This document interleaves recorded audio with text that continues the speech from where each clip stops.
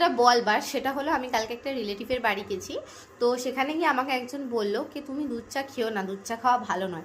মানে তাকে আমার ইচ্ছা করছিল জলে চুবিয়ে চুবিয়ে চুবিয়ে চুবিয়ে মেরে দিই, কারণ আমাকে দুধ চা খেতে বারণ করছে আমাকে।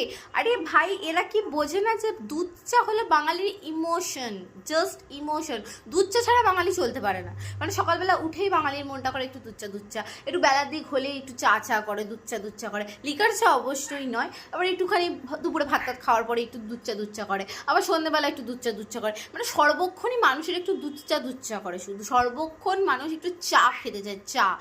দুধ চা হচ্ছে বাঙালির ইমোশন, সেটা যারা বোঝে না তারা আমার বোধহয় বাঙালি নয়। আমরা গ্যাসে মরে যাব, আমরা গিয়ে হসপিটালে ভর্তি হব, তবু হসপিটালে ভর্তি হয়, হসপিটালে বেডে শুয়ে আমরা দুধ চা খাবো, কিন্তু দুধ চা খাওয়া চাই। দুধ চা খেতে খেতে আমরা মরে যাবো, মানে একদম শেষ নিঃশ্বাস ত্যাগ করার আগে পর্যন্ত আমরা দুধ চা খাবো।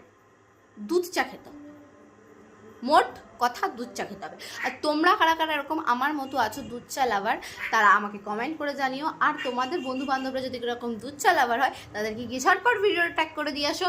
আর বলছি শোনো, তোমাদেরকে কেউ যদি বলে এরকম যে দুধ চা খেও না, দুধ চা খাওয়া ভালো নয়, দুধ চা খেলে গ্যাস হয়, তাদেরকে গিয়ে আমার মতো জলে চুবিয়ে মেরে দিয়ে আসবে বলে রাখলাম, ঠিক আছে?